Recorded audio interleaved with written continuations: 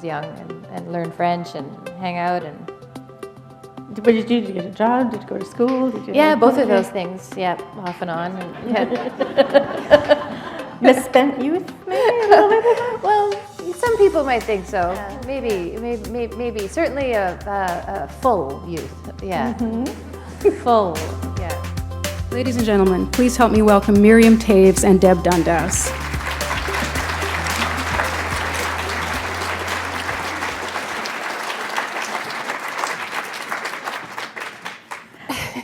Hi, good to see you up here on this snowy night. Nice to see you too. Nothing you don't know from Winnipeg, though. Yeah, that's true. It's actually nothing. It's really nothing. Now, you have a story you like to tell, from what I understand, about your mother and her trek through the snow to get to church in Toronto a couple of years ago or last year. Actually, yeah, I hadn't known that you knew about that story, but yes.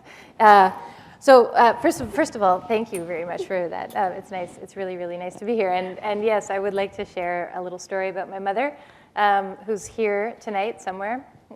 She right there, and I guess just in terms of this is a story that exemplifies the type of resilience that we all rely on. From time to time. So last winter, there was another storm like this, some kind of blizzard happening here in Toronto, and a so-called blizzard. And my mom is, she's a regular churchgoer. She's an elder in the church. She has responsibilities there. This is a Mennonite church on the Danforth, and so she didn't have a car. I guess maybe, my daughter had the car or something like that, or maybe, I'm not sure what it was. And so she just took off. Anyway, I woke up late and she was gone, and I thought, this is crazy. She's actually gone to church on a day like today. And so we just waited and waited and waited for her to return, and she came back, and then she told us that she had managed to get to church by walking very, very gingerly on the ice. It was a sheet of ice, and taking her hat, her woolen hat, putting it down, stepping on the hat for traction, for purchase, and then taking one step and then picking up her hat again and putting it down, and on and on and on until she found a guy. Any kind of man, I think, would do. And she would say, hey, can I just take your arm, and can you just help me get to the bus? And then she got on the bus, and that was fine. And then she got off the bus and used her hat again, or whatever guy was available, and eventually made it to church. And I love that. I love that devotion. Anyway. Well, I asked you that right off the bat because it's an example of the resilience that goes throughout many of your books in terms of your family. I mean, you've had many tragedies happen within your family, and in All My Puny Sorrows particularly, it's very autobiographical in many ways. For a book that's won so many awards and is very joyful, it comes from a place that's very sad. How do you reconcile that? I mean, you've got this resilience, you've got this way of dealing with it. Does it help you to reconcile the joy and the sorrow at the same time? I don't really see it as a reconciliation or as a conscious effort to balance those things. It's just the way that I see life, and most of my fiction, including this one, is autobiographical. Some books more than others. This one, very, very much so. And again, it's just it's the way that I see the world. That it's a very painful place for a lot of people, a lot of the time, and there's a lot of suffering. We all lose, even if it's just our childhood, or but as we get older, I think we can all acknowledge that we lose, and that a big part of life is experiencing, witnessing the suffering of the people that we love, and being a little bit helpless to do anything about it, and so life is difficult. Life is hard. That's not a secret. And yet it's also the world is a ridiculous, absurd, comical place as well, and the two go hand in hand. So that when I'm writing, I don't think, okay, now this is funny and now this is sad. I think that for me, the humor or the joy in, let's say the humor, for instance, in my books, it's not a distraction. It's not meant to be a distraction from the harder parts, from the more difficult parts of the book. It's just simply another way of describing life. And it's all within the context of the one big, world that we live in. Now, last week there was the whole, Bell Canada Talks thing about coming forth and talking about mental illness, dealing with it publicly. I've got sort of a little conceit here about AMPS, which is your acronym for All My Puny Sorrows, and it gives a voice to people who can no longer, who don't have a voice for themselves. So to me, it's like amplifying. It's like a big bunch of Marshall amps sitting in the corner saying, "Here, listen to me, listen to me." Is part of what you were trying to do was give people a voice, mental illness a voice, and get a discussion going, a dialogue going? Not necessarily. I mean, I was hoping that would happen, that the story would generate a type of conversation and a type of discussion for sure, and I think that it has. But essentially, I was trying to get, like, whenever I write a book, to write a book, I mean, you just, a writer is just, myself included, just searching for something honest and intelligent and just something that reflects our lives back to ourselves, and that resonates with people on whatever level it resonates with people, whether this book means that more people are talking about mental illness or about assisted suicide or about end-of-life issues or about the idea of love, which for me, and survival, which are also really, really essential parts of the book. And so I had no agenda in terms of writing it. All I wanted to do was create something beautiful and artful, and something that would resonate with people, to create a type of, even if only in my mind, a type of a conversation, and to feel less alone as a result of that conversation.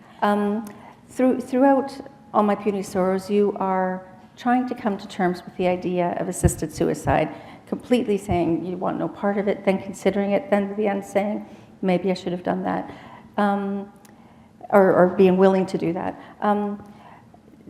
Did you work through that yourself by writing the book, or did you work through that before and then write the book? It can't have been, I mean, it wasn't something that with your sister, you went through the similar process with your sister, is that correct? Yeah, absolutely. Yeah, certainly. I mean, my sister, there was no question. It wasn't a secret that she wanted us to help her die, and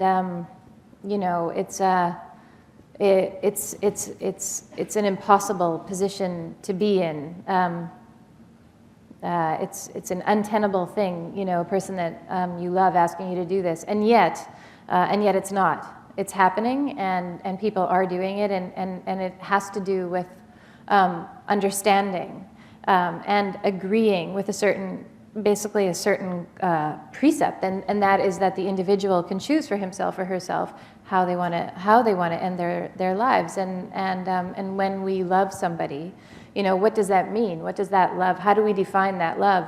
And what are our obligations then, and responsibilities? And for me and my family, it was obviously something that we wrestled with. And for me personally, it was something that I thought a lot about afterwards. And had I made a different decision, had I helped my sister, what would that have involved, and why didn't I do it?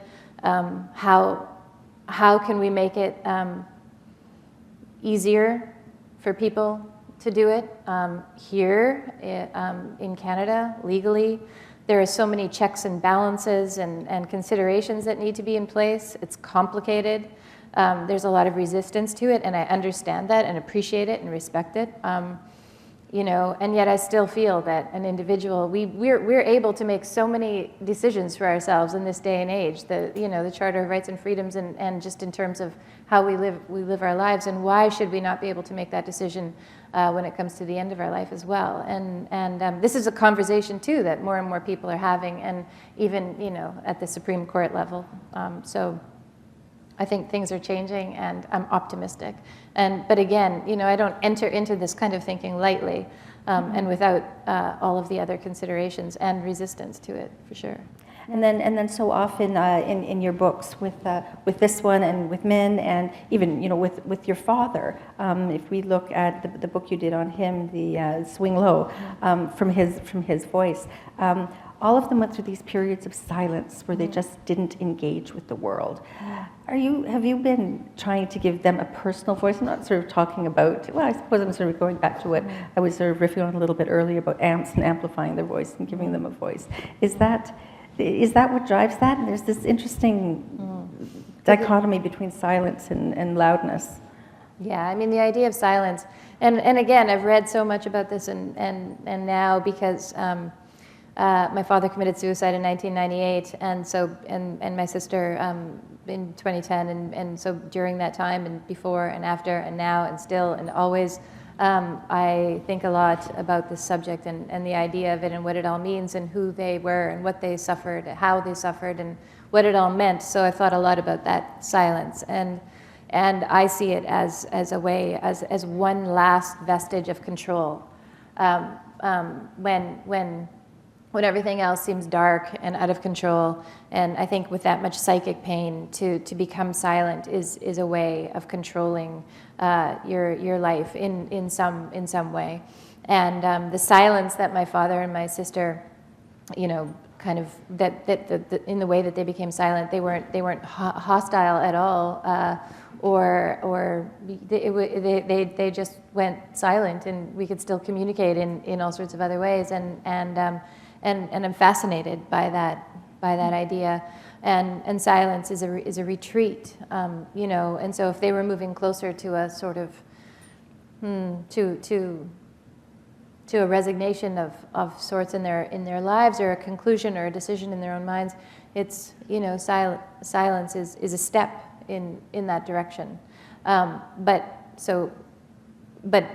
not a full-on suicide, obviously, but it's a retreat, and I respect that, and the more that I read about it, I realize that they weren't alone in that, in their silence. That this is very common. So to give them a voice, I mean, they had this, certainly I would want, in Swing Low, the book that I wrote about my dad, which was in his voice, I wanted to capture his voice as closely as I possibly could. Become my father, essentially, get into his head and figure out, how and why this might have happened. With my sister, my family and I, we knew a little bit more. Obviously, we don't have all the answers, but I knew a little bit about how and why, of course. So Amps, All My Puny Sorrows, is also a book about, not so much about how did something like this happen, but how do we survive it? How do we go on? And again, what are our responsibilities when we have loved ones who are sick and who are suffering from mental illness? How do we save them? And by saving, I don't necessarily mean prolonging their lives. How do we save them? How do we listen to them? And how do we save ourselves? Now, in your books, you give a lot of yourself to your books, and to all of us by being so personal and being so open. How do you hold back what Miriam Toews needs in herself? Oh, I fulfill all of my needs, I think. Yeah, life is big, and I do feel a certain, we all have responsibilities, and I'm a writer, and I've experienced certain things, and so yeah, there are stories that I want to tell for a reason, for a purpose, and I feel a responsibility to my sister, to my father, to other people who are suffering. And if I can craft a story that, you know, in some way, you know, shines a light on this life and makes it less weird, and then I'll have felt that my work isn't necessarily futile. But at the same time, my work sustains me too. I need to write. I'm a writer, and whatever happens in my life, I will fictionalize, really. I mean, I like to think of all of my books as being kind of one big book. And so whatever happens next in my life, I'll probably, you know, kind of try and craft some narrative from that as well. That's just what I do. And so whether it's profoundly tragic, which it has been, or whether it's lighter, which hopefully it will be, you know, I'm going to try to make fiction out of that, because that's what I do, and that brings me a lot of joy. Now, I think the title of A Complicated Kindness was going to be Swivelhead, right? Is that? Yeah. Where do you get all these stories from? Yeah, Swivelhead was the original working title of A Complicated Kindness, a book that I wrote a million years ago, and since then I've always wanted to call all of my books Swivelhead, and in fact, you in your minds, you can sort of think of all of my books being one big book called Swivelhead, and there are little clues as to why in some of my books. And Swivelhead was a name that my sister, a nickname, you know, something that she called me from time to time when I was a kid, because I was always sort of looking around, trying to figure things out, and what's going on, you know? and so that's where the nickname came from, and that's kind of how I am. I think I feel like that's who I am, Swivelhead. It's, you know, curiosity. Like, what's going on? Like, I don't know. Yeah, it's curious. Yeah. No, you were a journalist at the beginning of your career, right? Yeah, my career. Yeah. No, it was, yes, I had graduated from journalism school and was making radio documentaries. Yep. And but there was a story, I think, and I'm not all sure clear you on the know details. Starting to understand this, the internet. There is that. Yeah. And personal conversations too. Yeah. Working the phones a little bit. Yeah. But the story. You had a story that you couldn't quite tell. That journalism wasn't enough. Mm-hmm, that's right. Yeah. So my very, very, very first book, which was not A Complicated Kindness, it was called Summer of My Amazing Luck, and I had just graduated from journalism school in Halifax at King's College, and I was freelancing, making radio docs, pitching them to the CBC, doing magazine stuff, and I was working on a piece on a radio documentary about mothers on welfare, and I had been a mother on welfare, and for a period of time in my life, and I was also and continue to be good friends with women mothers, you know, on social assistance, or who were or have been. And it was a world that I was fascinated by, and at that time, this was in the 90s, early 90s, it was also a very neoconservative time of welfare bashing and all sorts of restrictions being put onto people, and I didn't agree with this, and I wanted to create a documentary that would show these women as human beings, that nobody was choosing to be on welfare, that there were circumstances in their lives that brought them to that place, and that it was a good thing that welfare or social assistance was there for them when they needed it, and good for their children as well. And so I wanted to explore that world, and then I realized that, hey, you know, in order to really make, and this is kind of an old adage of creative writing, that, you know, in order to make these people more real, these characters more real, the story honest, I would need to fictionalize them, in fact, and so that I could flesh them out and create a narrative around them. And so I decided then to write a novel, and that was my first novel. And you also did filmmaking. Yep. Did you? A little bit. And you were nominated as Best Actress in a film? Which is just, I mean, you've done everything. So I was in a film. Yeah, I didn't make the film, but I was in the film, and it was a movie shot in Mexico, in northern Mexico, a few years ago. It came out in 2007, so 8 years ago, and by a Mexican director named Carlos Regatas, and it was about Mennonites in northern Mexico, and Now, there are all different types of storytelling. First of all, with being the actress, you were trying to act out somebody else's words. Was that kind of a weird thing, being It was a great. writer? It was so relaxing. I just tried, and that was kind of a very serious movie, and I tried not to laugh while he was filming, because I didn't want to waste film. Film is expensive. But essentially, it was so freeing for me. It wasn't my story; it was his story.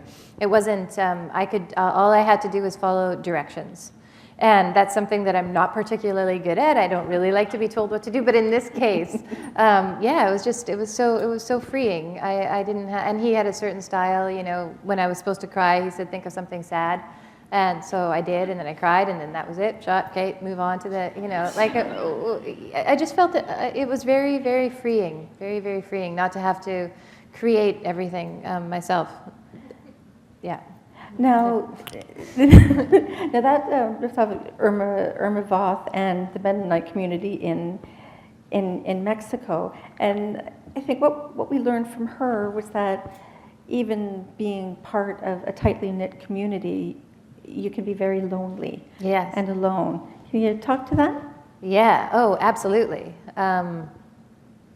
So Irma Voth is a novel that I wrote. It came out a few years ago, and the one right before this, and it's about a Mexican Mennonite community. It was inspired by my experiences making this film in northern Mexico. So it's about a girl named Irma Voth. She's 19 years old, and she's living in this Mexican Mennonite community, and eventually leaves with two sisters of hers, and things that transpire, and she goes to Mexico City. They go to Mexico City.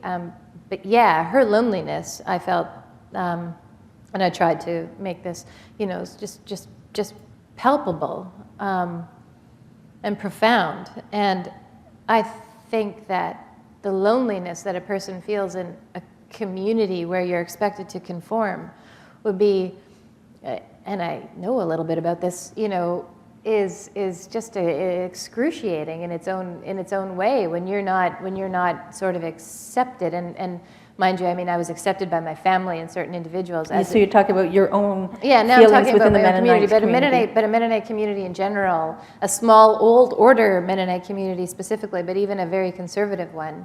When the individual doesn't really matter, when it's groupthink and you follow the church and you follow the rules and laws of the church, and you're expected to behave in a certain way. I mean, I can't, particularly for an artist, but for any individual, I can't think of a lonelier life, and yet there would be the notion too that what a wonderful nurturing experience this is, a collective community with similar shared goals, and that nurturing, and as a child it was, and it was great, and for a lot of people it remains great, but the loneliness that you can feel when you're not sort of understood. The loneliness that you feel when you're not understood. And this applies too to people who are mentally ill and or suicidal. I think there's nothing worse. Now, you moved from Steinbach, where you lived in that conservative, tight-knit Mennonite community, to Winnipeg. How did that open up your mind, your insights, the possibilities? Yeah, and I have to, because my mom's here and because it's true, I have to say that my growing up in my Mennonite community was a bit of an anomaly, because my parents were very supportive of my sister and I being individuals, encouraging us to go to university, to learn, to travel, to open our minds, and also to question authority, very much so, particularly my mother. So, it was the community at large, sort of, and my mother, too, was very instrumental in protecting us from the kind of harsher elements in the community. So it was beautiful in that way for me, but obviously it was apparent that I would have to leave. Moving to Winnipeg, I moved from my hometown. I finished my high school. I didn't stick around for my graduation. I just finished the courses, completed it, and then left for Montreal. Why Montreal? Because Montreal seemed to be like and it is, I think of two extreme communities in Canada, my hometown and Montreal would be like the most, like opposite ends of the spectrum, from the very most conservative to the very liberal community. And so it had great appeal, and that was just kind of the place to go then when I was young, and learn French and hang out. And what did you do? Did you get a job? Did you go to school? Did you? Yeah, both of those things. Yeah, off and on. Misspent youth, maybe a little bit. Well, some people might think so. Yeah, maybe. Certainly a full youth. Yeah, full. Yeah. Lots of experiences to draw on. Later. Yeah, exactly. Yeah, definitely. I have a fond, now from my, old perspective, I have a soft spot for myself, for my young self, my young, confused, awkward, because I still am that person. I'm still swivelhead, in a way, but yeah, it's all just part of the continuum.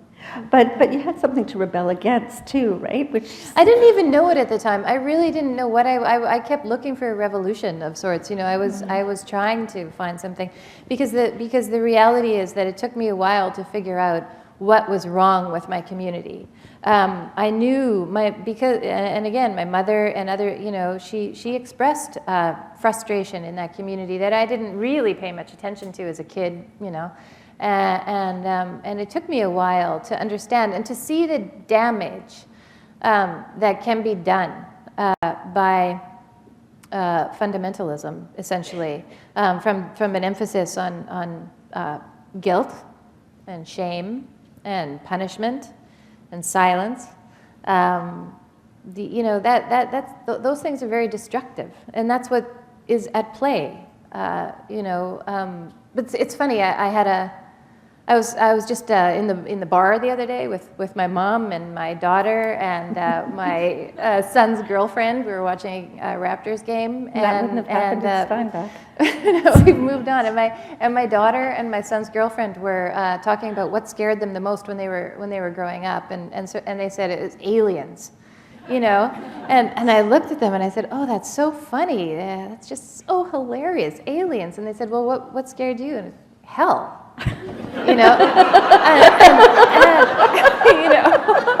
They just looked at me and they're like, "What?" Because that wasn't their deal. So, and again, certainly, it wasn't my parents that talked ever about hell, but, in the church that I attended and in the larger community, it was, this is this or that, and I kind of had an idea of where I was headed, if in fact this place existed. But it took me a while to figure out, to figure out that there was something oppressive about my community beyond sort of simply a small town, and those yeah. Now, community and family. I mean, it's interesting because yours provided two sort of separate things for you. Your family was really open within a very restrictive community. When you got to Winnipeg, when you come to Toronto, there's different types of communities that you can log into. Isn't that funny? I can't believe I used that term. It's the digital world has just taken over my mind. But that you can tap into because you start looking into your own interests and you start. How has the idea of what community has changed for you as you've gotten older? Mm-hmm. Yeah, I mean, now, like you say, I mean, my community of friends is so diverse and kind of all over the place, and we stay in touch often simply through email and stuff like that. I mean, my world is bigger as it tends to get as we get older, and also when we leave our hometowns, and so I don't. For me, Toronto itself. I mean, moving here, I moved here 5 years ago or something like that, and yeah, it's been. I love being in Toronto. I like the largeness of it, and on the one hand, the anonymity of it, but I also like the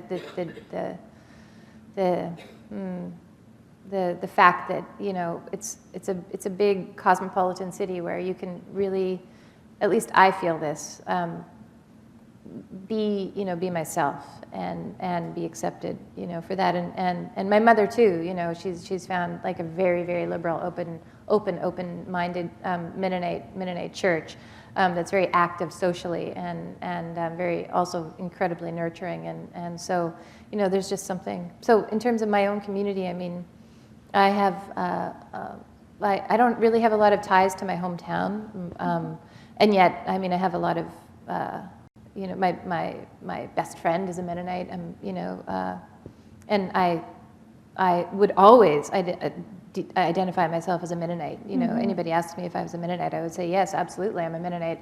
And other Mennonites would just know my last name, and they would say, well, of course you're a Mennonite. Like that's, but I'm a secular Mennonite, and but it's something that I would always, consider myself to be a part of. And in fact, it's kind of nice sometimes when I'm surrounded by a group of Mennonites. I get this. I did a reading at Conrad Grebel College in Kitchener-Waterloo, and I had been asked to read there many, many times, and I had always sort of said, no, I don't think so, I don't think so, I don't think so. I was a little afraid of an ambush, and, I was like, no, but for some reason I felt kind of, emboldened this time, and so I said, okay, yep, I'd like to come.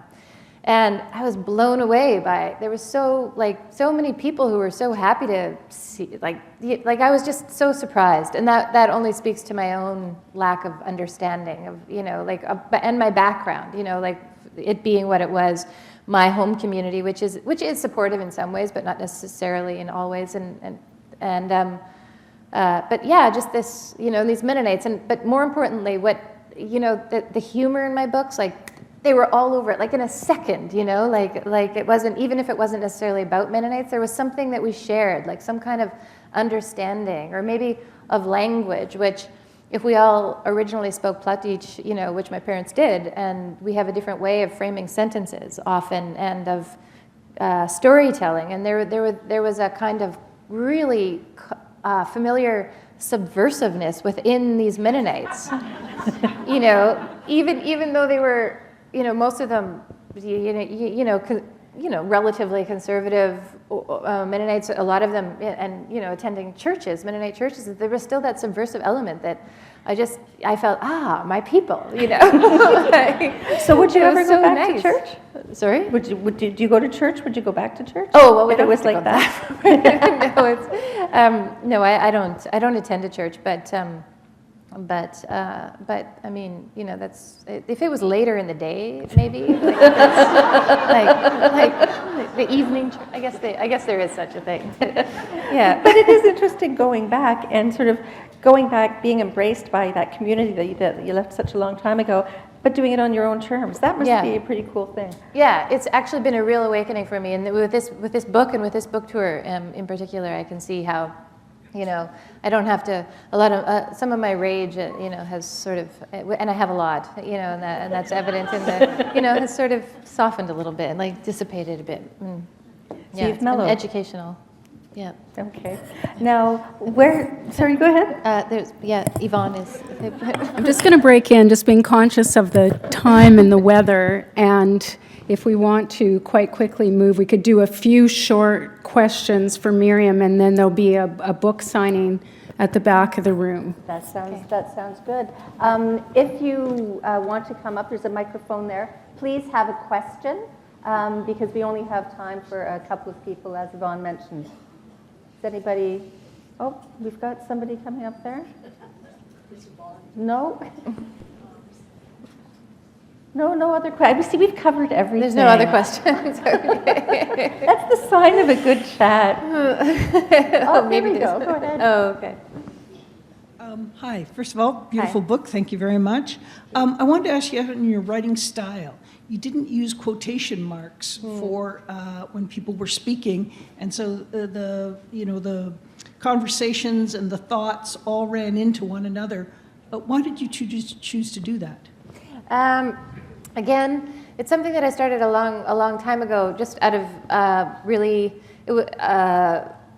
well, to be honest with you, I just don't like the way that they look on the page.